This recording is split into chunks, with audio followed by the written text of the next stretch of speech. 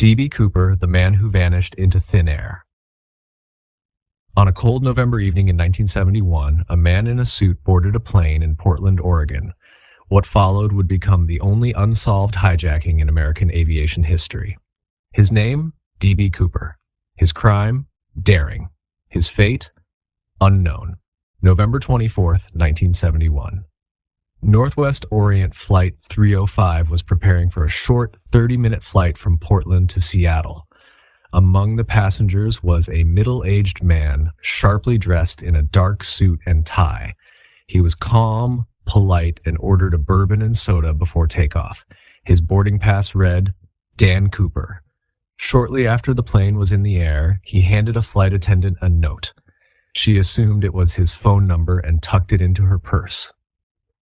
But Cooper leaned closer and quietly said, "Miss, you'd better read that. I have a bomb." She read the note. Cooper claimed he had explosives in his briefcase. He opened it just enough to show her a mass of wires and red tubes. Then came his demands: $200,000 in unmarked bills, 4 parachutes, and a fuel truck ready when they landed in Seattle.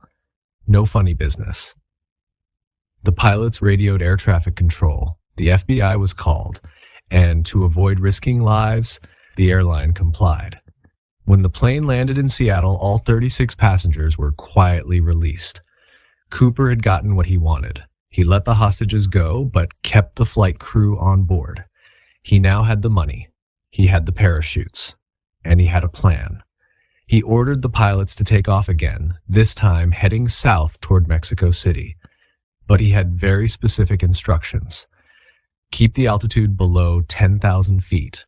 Keep the speed low and fly with the rear staircase unlocked.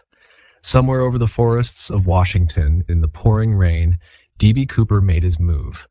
He opened the rear stairs of the plane and jumped into the freezing night sky.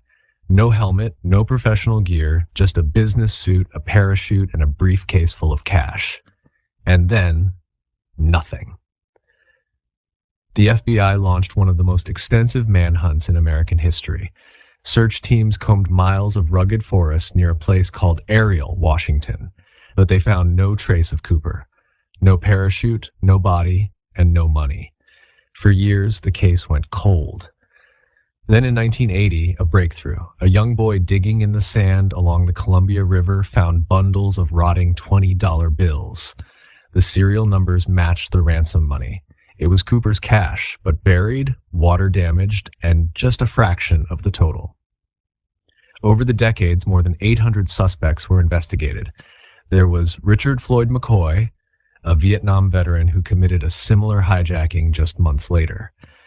There was Kenneth Christensen, a former paratrooper and flight attendant, and Robert Rackstraw, a skilled pilot and known con artist, whom many believe matched Cooper's profile perfectly. But nothing stuck. There was no proof, no confession, no closure. Some believe Cooper died during the jump, lost in the wild. Others think he escaped, changed his identity, and lived quietly, possibly even watching stories about himself on TV. In 2016, after 45 years, the FBI officially closed the case. They had spent thousands of hours, followed every lead, and come up with nothing conclusive. And so D.B. Cooper became a legend, a symbol of mystery, a man who may have beaten the system or vanished trying. To this day, he remains the only person to hijack a commercial airliner in the U.S., get a ransom, and escape without leaving a single trace behind. Maybe he didn't survive. Maybe he's still out there. Maybe we'll never know.